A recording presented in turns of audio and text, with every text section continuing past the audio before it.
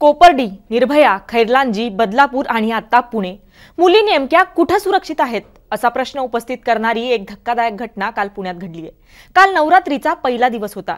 एकीकडे देवीची पूजा अर्चना सुरू होती, तर दुसरीकडे पुण्यातल्या 21 वर्षीय तरुणीवर गँगरेप झाला. पुण्यातल्या बोबदेव घाटात ही घटना घडली आहे. तिच्या मित्राला मारहाण करून त्याला झाडाला बांधून त्याच्या समोरच 3 अज्ञातांनी 21 वर्षीय तरुणीवर गँगरेप केला. हे संपूर्ण प्रकरण नेमकं काय आहे जाणून घेऊयात पुढील काही मिनिटात या व्हिडिओच्या माध्यमातून. नमस्कार, मी छाया आणि आपण पाहताय मुंबई तक. एकीकडे महायुतीकडून लाडकी बहीण योजनेचा गाजावाजा सुरू आहे. कालपासून नवरात्रीला सुरुवात झाल्यामुळे सांस्कृतिक वातावरण निर्माण झालंय, तर दुसरीकडे पुण्यात माणुसकीला काळीमा फासणारी, हृदय पिळवटून टाकणारी, संताप आणणारी घटना घडली आहे. पुण्यात शिकणारी 21 वर्षीय तरुणी काल जेवणानंतर आपल्या मित्रासोबत कोंढवा परिसरातील बोबदेव घाटात फिरायला गेली. तेव्हा 3 अज्ञातांनी त्यांच्याजवळ आपली गाडी थांबवत इथे जोडप्यांना यायला मनाई आहे असं सांगितलं. त्या तिघांनी त्या दोघांचे फोटो काढत त्यांना धमकावलं. त्यांनी विरोध केल्यानंतर पीडित मुलीच्या मित्राला त्यांनी मारहाण केली. त्याला त्याच्या शर्ट आणि बेल्टने जवळच्या झाडाला बांधलं आणि तरुणीवर त्या तिघांनी एक एक करून बलात्कार केला.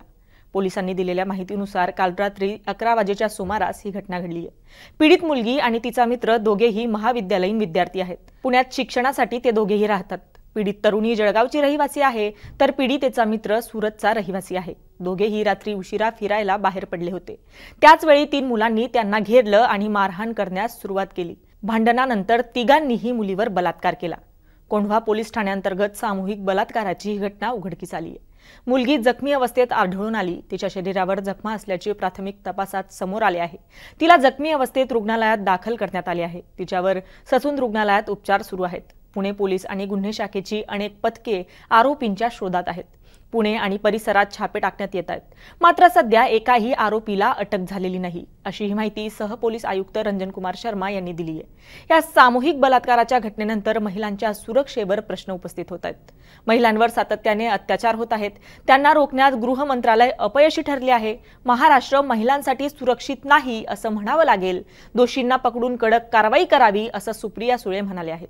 आता या प्रकरणी आरोपींना पकडण्यात पोलिसांना किती वेळात यश येईल?